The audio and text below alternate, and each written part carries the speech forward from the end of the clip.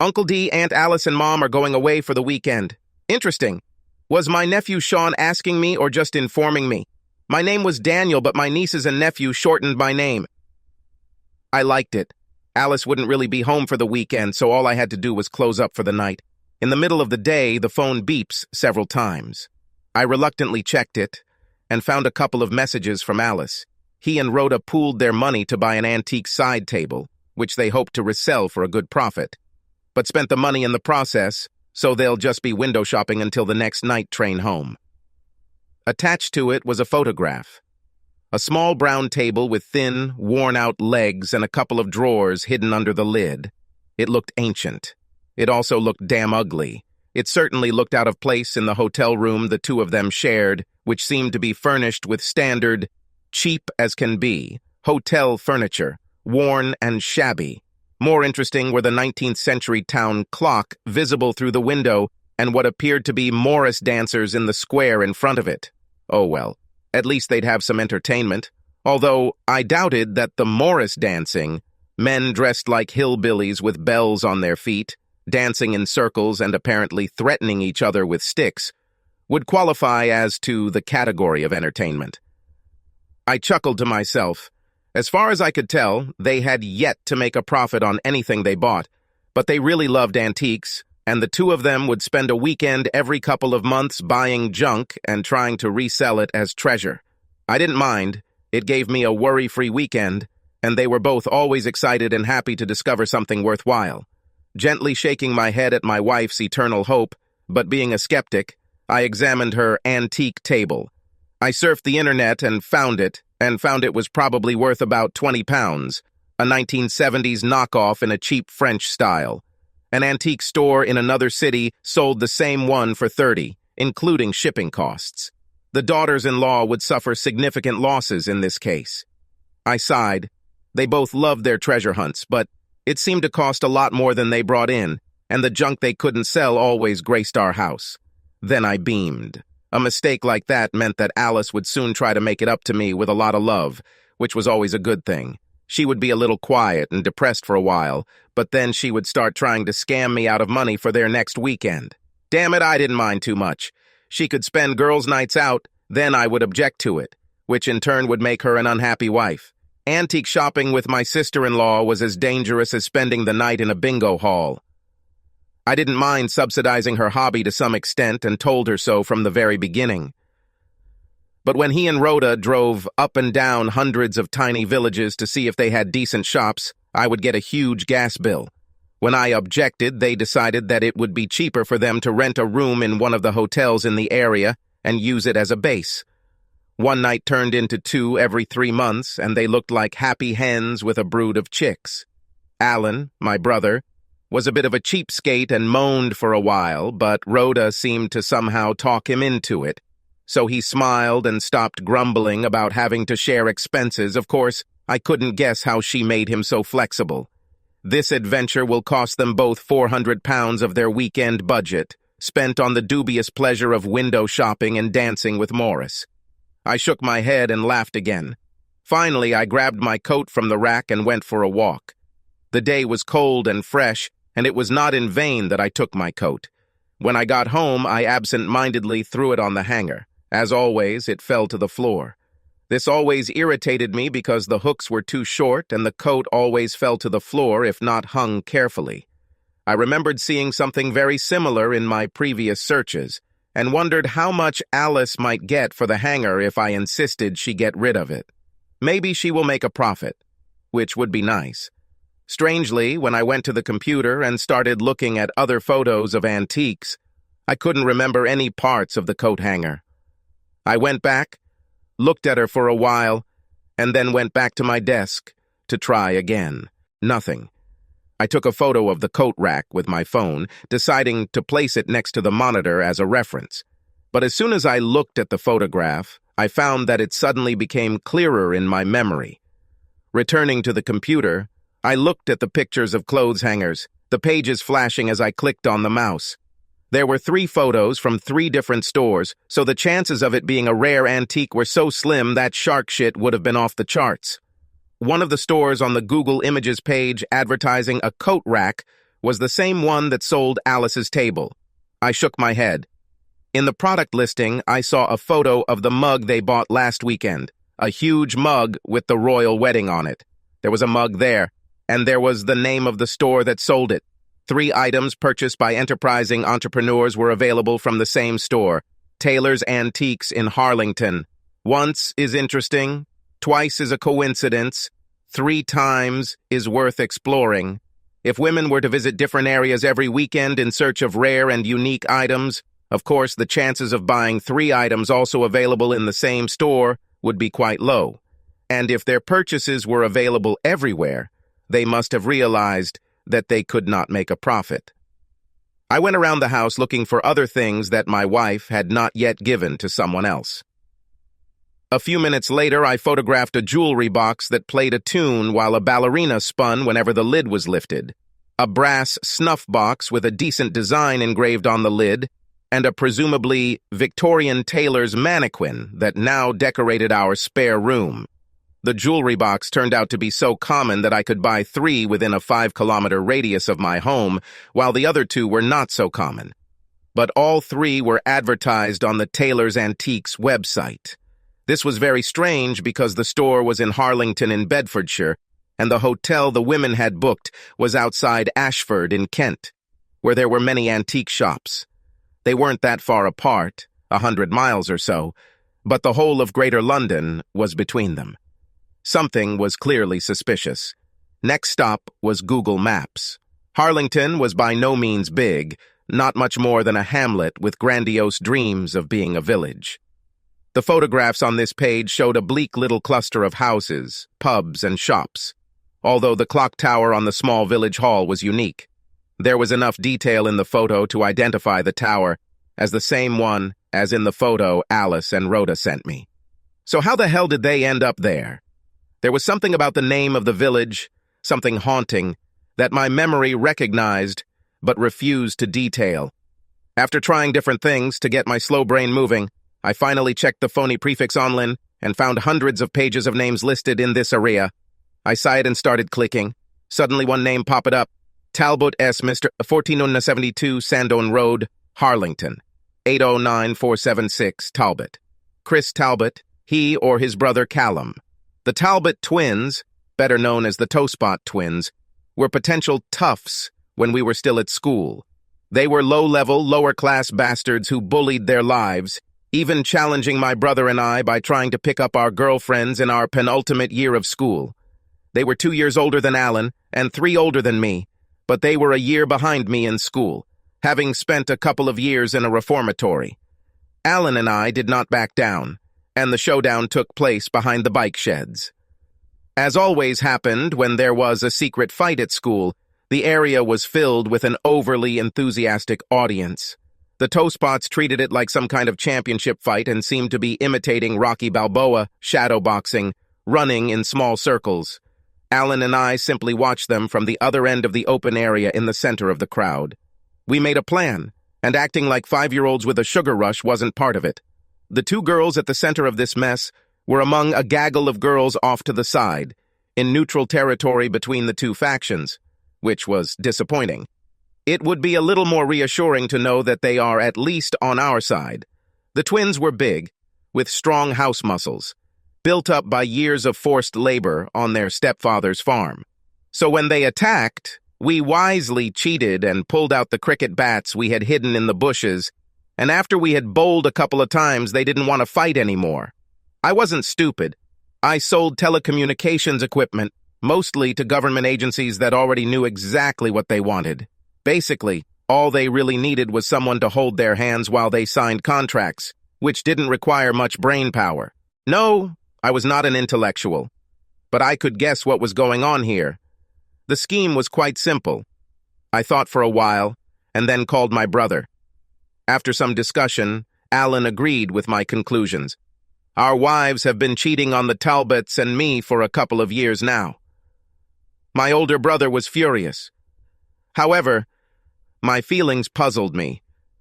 I was angry at Alice for her betrayal, especially because she regularly associated with assholes who were so much below her in class and quality, but I did not suffer. I was hurt, but not devastated, and I felt deep disappointment in her choice, but not despair. I didn't feel like playing any more online games, and the rain had stopped, so I wandered into the store and bought a pint of milk instead. I found myself staring at the beer shelves and really wanted a liter or two of Newcastle's finest brown ale. Unfortunately, I returned home to a cup of tea and some chocolate snacks, lost in my thoughts. I was startled when my phone rang. "Yes, hello? Daniel?" Alice's voice. "It's you?" "Yes. What did you want, Alice?" Your brother was just here." I was surprised. It started working much earlier than I expected. What did he say? He didn't say a word. He just stood there, his face so red I thought he was having a heart attack. He then hit Rhoda so hard that she fell and dragged her out of the room. Should I call the police? Are you sure you want to shed light on everything? I think this will reveal your little secret, don't you? Or did you really think that Alan's actions happened out of the blue? He just woke up and decided to take out his dissatisfaction with life on Rod? This time, the pause was even longer. "What do you mean?" she asked finally. "Alice, this is unworthy of you. You should have realized the moment Alan showed up at a hotel miles away from where you were supposed to be that we knew all about your disgusting little weekend." There was a faint sob, and I so clearly imagined her there, sitting on the bed in a robe. Her face was pink, and her eyes were red from crying. However, I didn't feel much sympathy. Heck, for all I knew, she could be wearing sheer satin chemise and lying comfortably with a glass of champagne and a big smile. "I'm sorry," I sighed heavily. "Yes, we are all sorry. And what will your apology give us?" "So, what do we do now?" she asked quietly after a long silence. "We don't do anything. I'll probably find another place to live unless you want to move out and live with your siblings." "God, no," she stated decisively. It sounds like you clearly don't have enough positive emotions about them. So it was just for sex then? What? I'm not on your boat anymore? Are you tired of Mr. Vanilla?" Well, yes and no. What? Does it make sense? I love you and I like making love to you. But they were the complete opposite of you in every way, and that made it exciting. "Ugh," I said, despite appreciating her honesty. But I didn't take into account that she slept with both of them. It never occurred to me. "They are both? Really? God, I'm even more disappointed in you. How could I not see this need in you to indulge your basis desirous? What's next? Are you going to go out and steal things, hurt children, torture animals, rape, and kill people? Oh, come on, Daniel. I admit that I cheated on you, but it was just sex. I do not deserve this. I'm not that bad. I think it's quite bad. You happily went and changed, which is a primitive desire. It's the cavernous part of your brain that screams, I want it, so I'll get it no matter what. Deception, theft, rape, murder. All this is part of the primitive brain. That's why we don't do that, and created civilization to try to ensure it. It also means that the person who does such things is not evolved enough. He doesn't have enough empathy to be civilized, because what all of these things have in common is that when you allow yourself to do this, someone always gets hurt. The cost to the person doing this is often negligible because someone else always pays the price in pain. And with your actions, you showed who you are and what you are. I am deeply disappointed in myself for not realizing this. Oh, come on, this is ridiculous. I admitted that I cheated on you, but I wasn't trying to kill you or steal from you or anything. No, you just did what hurt me the most. Even worse, you deliberately planned it, carried it out, and even made me pay for it, all the while knowing it would cause me great pain. I'm really sorry, but I still don't see the difference, and if you think that in this situation there is a lesser degree of pain that gives you salvation, then you are even further along the path to this monkey brain than I thought. Alan, I never thought you would find out. I didn't mean to hurt you. I love you. You keep saying it, and maybe it's true. But you still did it happily and with evil intent. You never once tried to protect me from that cave woman you have inside. In fact, I'm probably disparaging the Stone Age people by saying this. Monkey brain sounds better. Not for me. she said miserably. I am currently married to an underdeveloped being in human form. Stop that. It's not fair. You're just trying to hurt me. It's a fight or flight reflex, Alice, I said casually. It's another part of the basic brain, except this part is trying to defend itself and survive when it's attacked. I'm not attacking you. I never meant... How do you think I should react when I find out that you have a threesome with your sister-in-law every 3 months and amusingly make me pay in pain and money for the privilege of being horned? Or when I realize that you were pointing me in one direction and then going in another to hide your basest motives? Or when I realize that you buy junk from the same store around the corner and pretend to dig it up in different places on your antique shopping trips? Did you imagine that I would continue to ignore all this? Or did you assume that I wouldn't care, and maybe even be happy that you were finally able to satisfy that arboreal primate inside of you? No. No matter how you look at it, you attacked me. I didn't do it. I didn't think about anything like that. I thought you'd never know, so I never considered any of these questions. And it never occurred to me that you were paying for my deception. It was just part of our budget. How did you find out about this? And why do you say that? I've never heard you talk like that. Where does it leave from? Ordinary mind, Alice. Your instincts brought you back to your primal base, and mine helped me move towards better things. Now, knowing this, is there any reason why you would think that the primate and I should stay together? I can't imagine you staying with me as a pet. What if you regress further? Now she was crying a lot. You're being so terrible, she sobbed. I wish you would just slap me like Alan gave Rhoda. I probably deserve it, but it's just cruel. It's all logic. Any cruelty you feel is simply a reaction to my point of view. I'm sorry Alan hit Rhoda. This is not my way. This was your path. You fought for me back in school. You fought for me and defeated me. It was exciting. So, her words took my breath away for a moment. So I had to keep fighting to keep you from cheating? This is all? Oh no, but it meant so much. It meant that you loved me more than anything or anyone else. Then let me ask you this. Who did you fight for me? There was a long silence as she realized the intolerable position she had put herself in. I'm sorry, Daniel. I am so sorry. She hung up. I didn't call back. I guess I didn't love her as much as I thought. Perhaps being together as long as we have means polishing the gold shine to platinum, although I expect that's what happens to most couples. In any case, she was no longer special to me, just ordinary. Just a woman you would pass by on the street without thinking or considering. So, in the end, despite Alice's screams and gnashing of teeth, and, admittedly, a few misgivings and thoughts of forgiveness from me, we headed to divorce court. I thought about how to somehow take revenge on these idiots, but then I realized that it was impossible. They had been farming all their lives, so they were probably even stronger physically now than they were as teenagers. And I no longer had a cricket bat. More importantly, a closer look at Google Maps revealed that their crops were probably mostly dirt, and the farmhouse they shared with 2 wives and a horde of poorly dressed children in rags looked more like the remains of a gypsy camp than anything else. I couldn't do anything to them that could make their lives worse. I suppose my wife and sister-in-law's quarterly visits to their village were probably the highlights of their entire miserable lives. Christmas, Easter, Guy Fawkes, and New Year's all rolled into 2 nights. Perhaps that's why the Morris dancers came to the party. Alice and I agreed amicably enough to divide the property for the divorce, even though I absolutely insisted that she keep all the crap she brought home from their antiques and continue to rent the house. I moved out and found my own place.